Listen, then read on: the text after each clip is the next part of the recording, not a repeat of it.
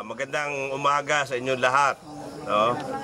Una-una, gusto ko ipakilala ang aking sarili. Ako si Dr. Anacleto Melendez. Ako ang founder ng Beautiful Heart Foundation.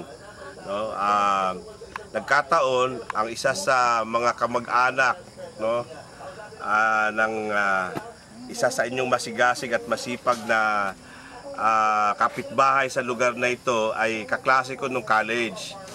Ngayon, siguro blessing to na wala sa plano, no? Napaka-short ng preparation at nadayo nga ako dito sa tinatawag na Sitio Pinugay, no? Sitio Nagpatong. Nagpatong, no? Sitio Nagpatong dito sa barangay San Jose, no? Usually sa isang program namin sa isang community, ini-establish ko muna yung parang pagpapakilala, no, ng bawat isa, no, lalo na sa mga leader. Sino ba ang magtatayong leader? Anong pangalan mo? Ilang taon ka na sa community? 10 years na. So itong lugar na to just to give us and the viewers an idea, malabundukin kasi it took us mga 15 minutes, 20 minutes na lakad from the highway, no? 800 meters. Mga ganon, no? Talagang maputik, no? Na malamang dahil sa bisita namin to, pwede nating i-motivate ang local government to come in. Kami bilang non-government organization, non-profit organization, nagre-respond sa pangangailangan ng ating mga kababayan, lalo na yung mga mahihirap. No, nagkakaroon tayo ng parang partnership, no? Hindi pwedeng kami lang bilang non-profit, non-government organization. Kayo din na beneficiary, meron tayong parang teamwork. In the same manner, yung ating gobyerno, meron din participation dito sa programang ito. No? So, bigyan mo muna kami ng idea kung ano itong community in terms of yung size, population, anong pinaghahanap buhay ng mga tao. Ang mga karamihan hodok ang mga hanap buhay nito pagtatanim lang talaga. Farming. Pero ang mga tao talagang dito sila pinanganak o nadayo lang din dito. Yung iba dayo, yung iba dito na taga. So ang pinaghahanap buhay pagtatanim. Pagtatanim po. Ngayon, ano ang basic services na sa gobyerno ang natatanggap ninyo in terms of health services, social services? Meron ba kayo natatanggap on a daily basis or a monthly basis? Wala pa namang maliban lang kung may mga calamity. So in other words, ang sa ahensya ng health, no, Department of Health na at the LGU level, dahil ako'y naging municipal health officer, alam ko na bawat lugar, kung hindi man mapunta ng municipal health officer, at least mayroong barangay midwife. Meron po kami doon sa Risa. So, gaano kalayo from here? Yan lang, mga ilang minuto ba yun? So, ang nangyayari yung... 3 kilometers more or less. Ilan te? 3 kilometers more or less. So, nangyayari yung parang kanilang regular na pagbabakuna sa mga bata? Meron silang schedule talaga tuwing Thursday. Meron So, lahat ng bata rito na bakunahan, Yung iba siguro, depende sa magulang. Aha. Kasi yung iba ayaw magpamaguna. Kasi po, Dok, minsan kasi may bayad eh. May donation. Oo.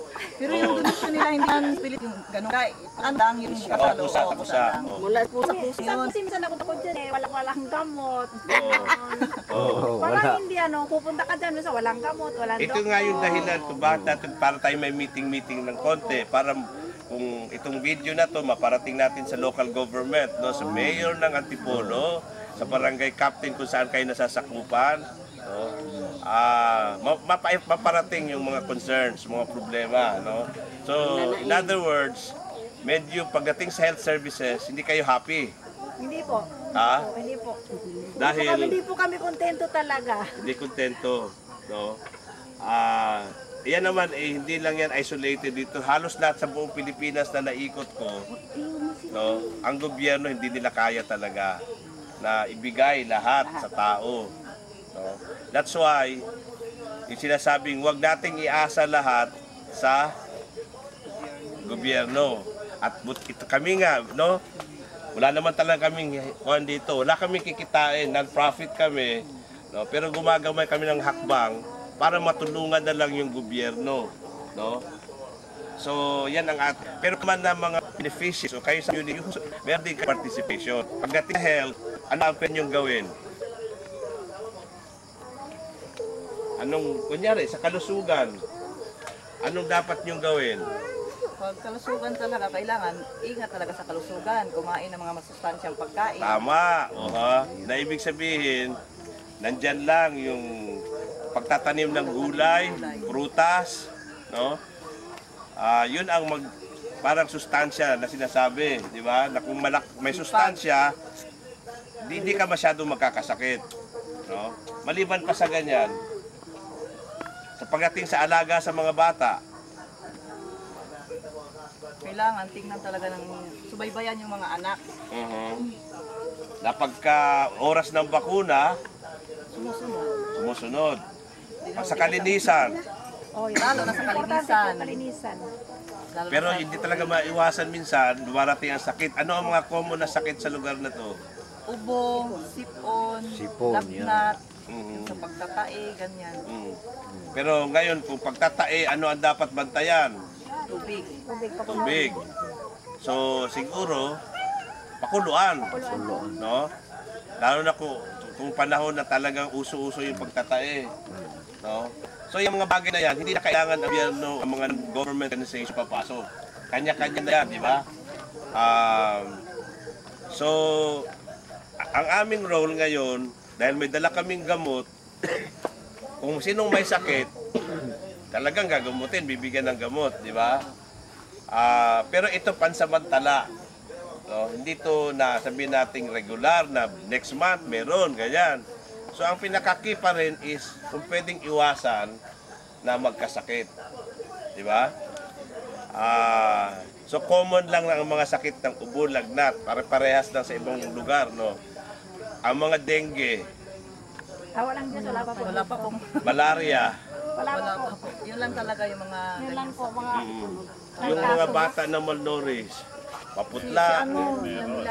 sa kabila, mamalnourished daw sa aming banda. Hindi nila. Oo. Bakit nagiging malnourished?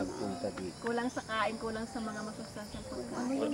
Dahil walang mga vegetable garden, walang putasan. Galing po kasi po ng ano yun, Ah, sila, Fairview po sa nakatabi, nakatira po kasi sila sa may balapit sa ilog. oo. Tapos may nagmamagandang loob kasi na nakatira Warren dyan. Kinuha sila kasi pag halimbawa bumagyo, maanod sila. So parang mga na-relocate dito lang mga yan. Opo. Yung problema yan, location na dahil kung walang magandang grama, hindi na magsasucceed. Kahit saan mo itapon yan, papalpak yan dahil pag, di ba? Pero po permanente na ata sila ditira dyan po eh. Kasi nag-aaral yung mga anak dito. Oh, pero sa inyo sa community, hindi nyo concern dito yan. Sa sarili nyo community, wala. Hindi po dati. Oh, hindi nyo concern yan. Hindi po. Ngayon, yung sa paghahanap buhay, sapat na ba yung yung tinatanim? O gusto nyo pang magkaroon pa ng mga way na madagdagan yung kita? Baka mas maganda po ang ganun po. Ha? Madagdagan pa po.